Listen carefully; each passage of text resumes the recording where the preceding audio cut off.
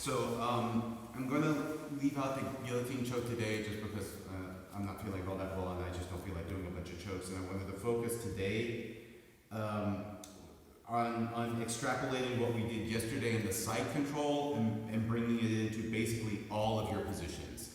Because the same points there are going to be important in all of your other control positions. So anytime you have a control position, the way you hold your control time out as long as possible is always going to be more or less the same.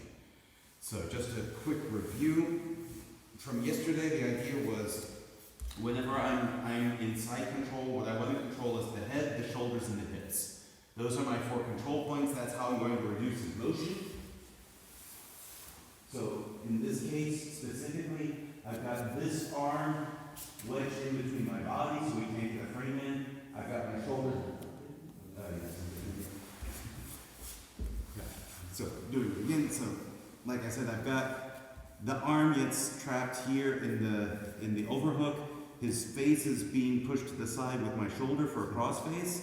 My head goes on this shoulder here to control this arm. And I'm pinching my elbow and my knee together to control his hips. So in this case, if he's trying to just move around a little bit, I got a pretty good control of him. So it's hard for him to bring in a frame. Okay? So first thing I want to do is just let you guys review that real quick. Just take a couple of side controls, move around a bit, and see if you can make sure to restrict his motion in the side control as much as possible.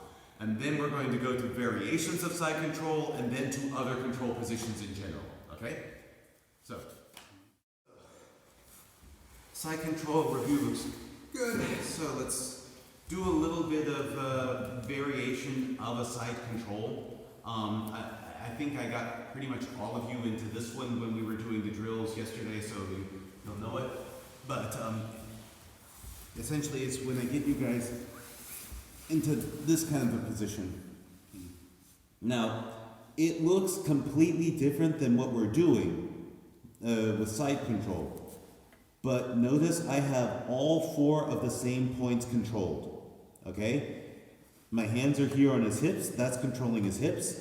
This elbow is on this arm, that's controlling the shoulder. My hip bone is on his face, that's controlling his head. And my main hip is on this shoulder as well, and that's controlling this as well. So, and he can move around, but the advantage for me is I can use a lot more weight with this one. So I can even take up my leg, and now, again, remember I'm kind of tired right now, so but kind of move around a bit.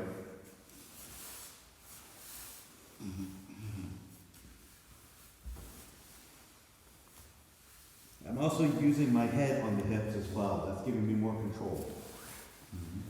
So it's a different position, but the exact same form of control. I'm controlling the shoulders, the head, and the hips.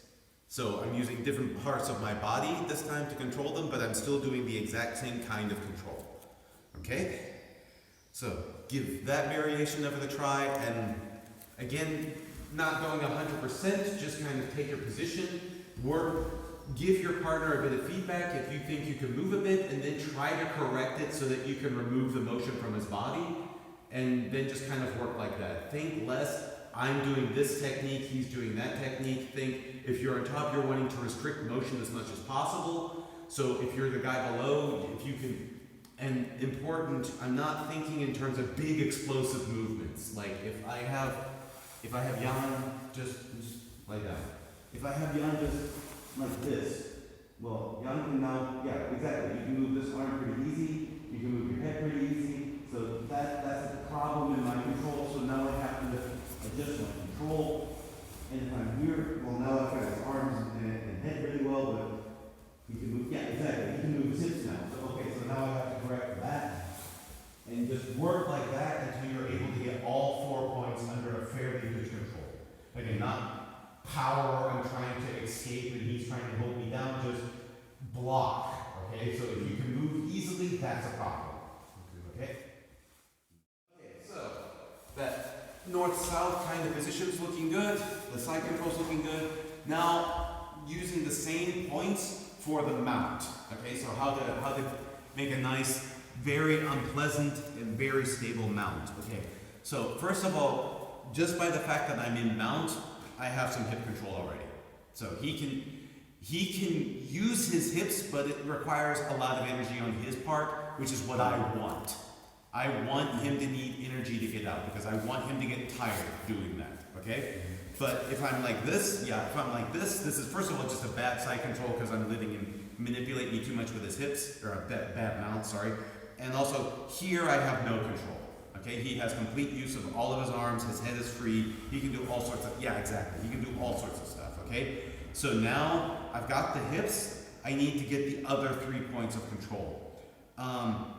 Here's where the passive control I was talking about last time comes into play, okay? So, because I can get, if I come in here and cross face, okay, and I post out this way.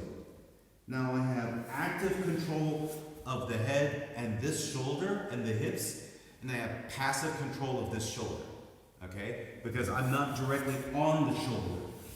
But if he tries to bridge me in this direction, this direction, yeah, exactly. My post here is stopping him. If he tries to bridge in the other direction, the cross face is stopping him. Yeah. I don't know if you heard it, he said, no,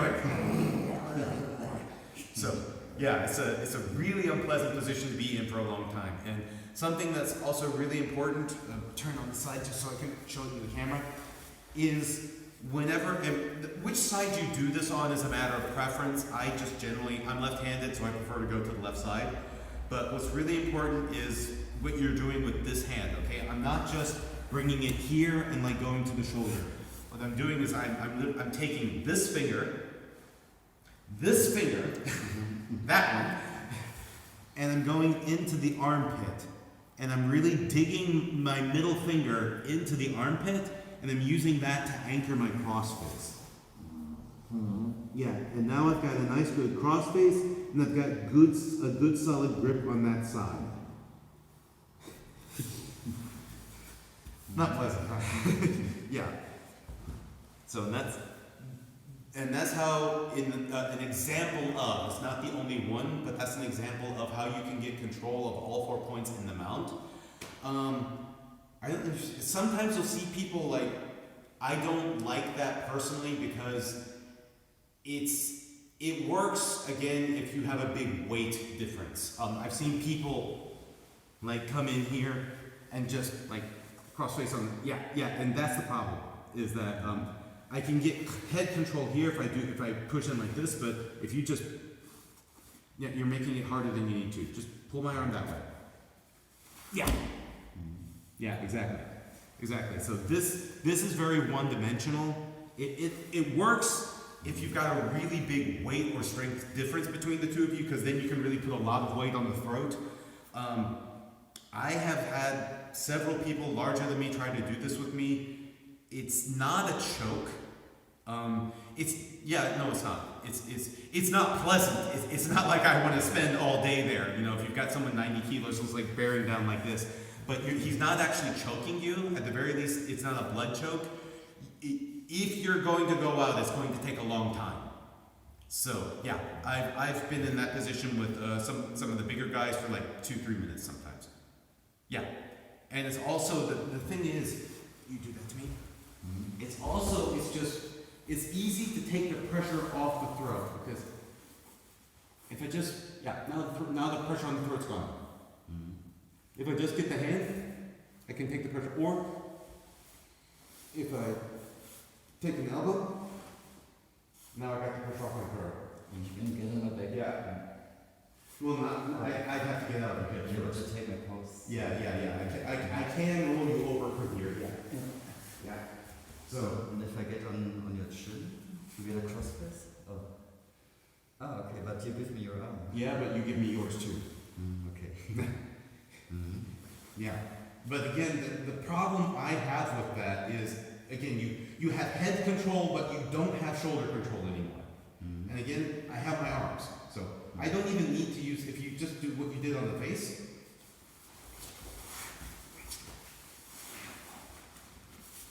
And now I've got my half guard back.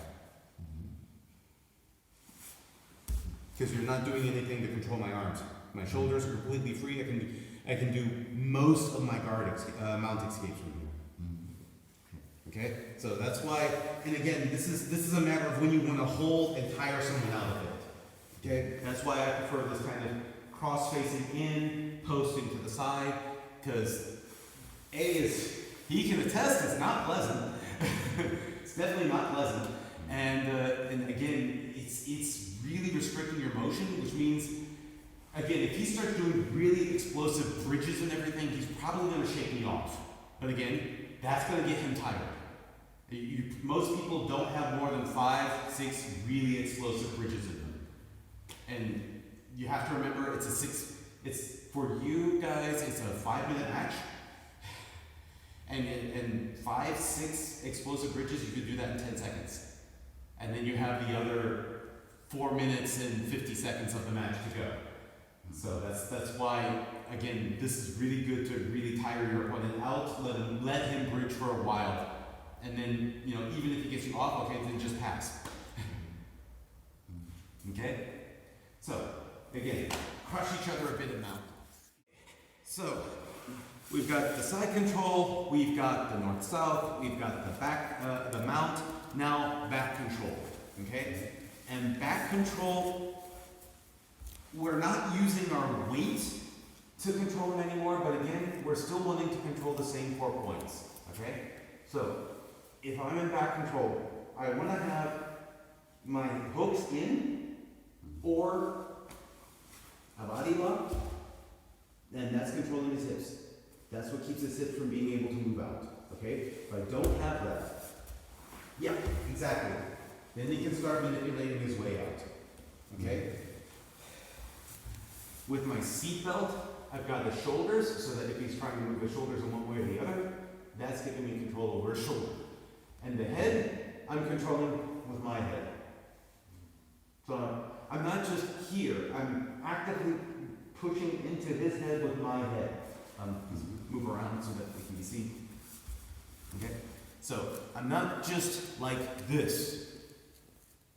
Okay, I'm actively pushing into his head with my head. If I can, I like to take a shoulder even. I'm not choking him right now. Okay? This is not a choke. I am not going to be able to choke him like this. But I am going to have some really great shoulder and head control now. So if he tries to move his head and shoulders,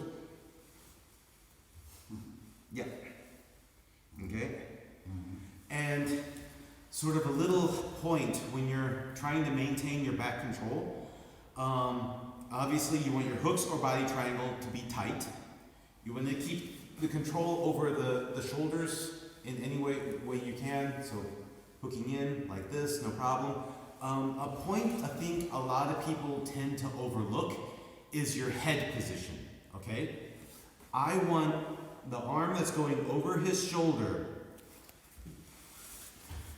When I'm like this, if this arm is over his shoulder on this side, I want my head on the other side, okay? If I'm in this position, I have great upper body control, okay? The minute my head goes to the other side,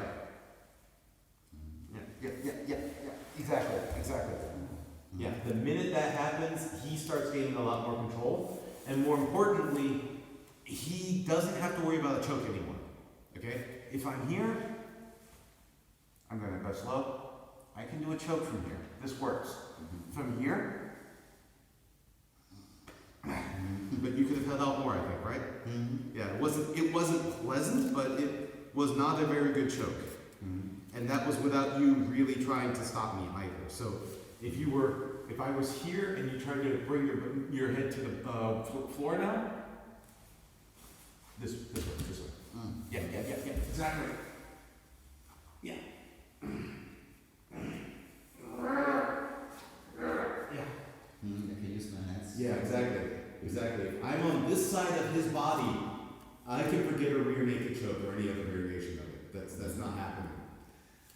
And how is it about collar shots? Bow and arrow chokes?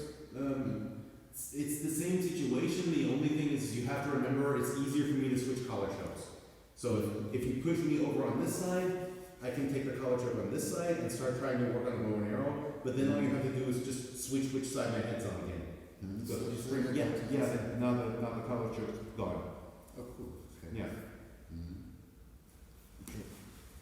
And it's also just not really what I wanted to talk about, but just in general, you gotta remember, if I'm doing a collar choke like a bow and arrow, okay, I'm wanting to turn my body this way to choke you, okay?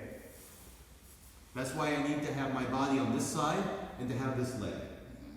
Yeah, okay? Now if I let go of this leg and you just twist into me, yeah, no, just twist.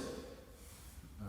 In the same direction? Yeah, exactly. Yeah, then the choke is gone. Ah, cool. Yeah. So just a general note, when you've got a collar choke, you want to twist in the same direction as I'm pulling. So if I'm pulling this way, he wants to twist in that way to escape. Oh, yeah. Okay? So, and you never want to twist in the other direction because that's when I say thank you. If I'm pulling this way and he goes that way, he just chokes himself. Okay? So just a little tangent about collar chokes, but like I said, the main thing is just remember the same 4 points apply. Okay? Hips, shoulders, head. And you want to restrict the motion of those parts of the body as much as possible, and then it's, again, it's not impossible to get out, but it's a lot more work, and that's what you want. He gets nice and tired trying to get out, and then you can do with him whatever you want. Okay? So,